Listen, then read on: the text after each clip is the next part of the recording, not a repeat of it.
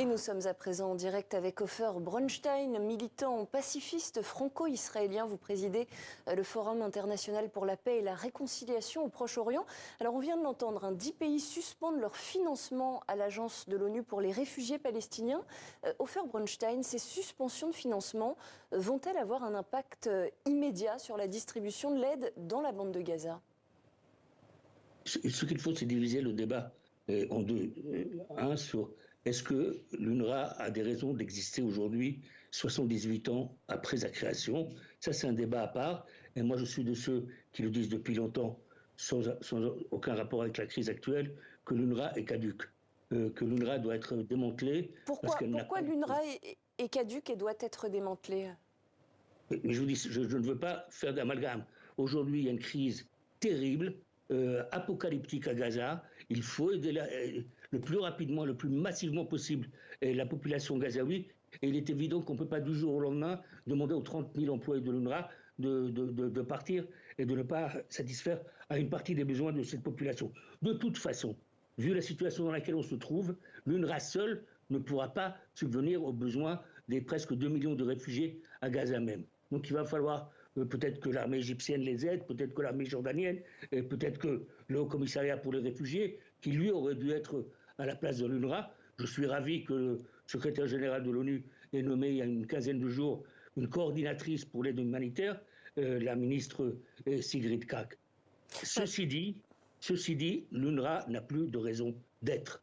L'UNRWA a été créée en 1948 pour répondre à un besoin, à une crise immédiate, celle des réfugiés palestiniens qui ont dû fuir leur maison pendant la guerre de 1948.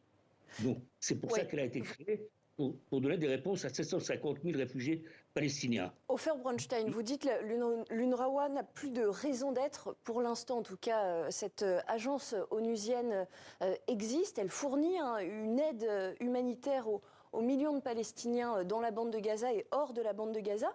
Cette semaine, la Cour internationale de justice, la plus haute juridiction de l'ONU, a ordonné de permettre une aide humanitaire efficace pour les habitants de Gaza. Sachant qu'aujourd'hui, cette agence onusienne est en place et fait un travail sur le terrain, tous ces pays qui suspendent leur financement, est-ce qu'ils ne sont pas en train de violer quelque part la décision rendue par la CIJ ? Encore une fois, j'ai voulu être précis et ne pas faire d'amalgame. Est-ce que l'UNRWA a raison d'exister ou pas? C'est un débat à part. Qu'est-ce qu'il faut aujourd'hui? Pas seulement parce que la Haute Cour de justice de La Haye l'a demandé, mais parce que nous le voulons toujours. Le président Macron a été le premier au mois d'octobre d'arriver sur place et de parler d'aide humanitaire.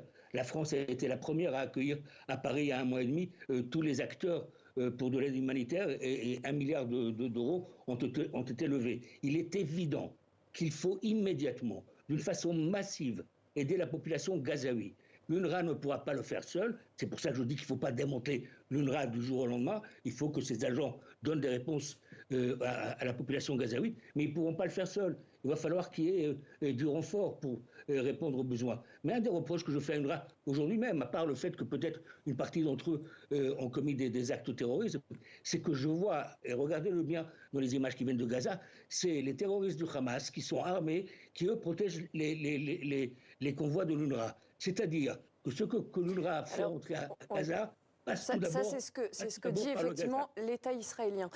Une autre question, Ofer Bronstein, l'agence de l'ONU pour les réfugiés palestiniens, après ces accusations qui visent 12 de ses employés qui seraient, donc, selon Israël, impliqués dans les attaques menées par le Hamas le 7 octobre, elle a immédiatement réagi en renvoyant les personnes mises en cause. Elle a promis une enquête approfondie.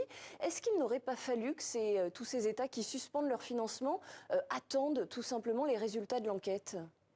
Ces deux choses, ne faisons pas d'amalgame, ce sont deux choses totalement différentes. Aujourd'hui, il faut aider.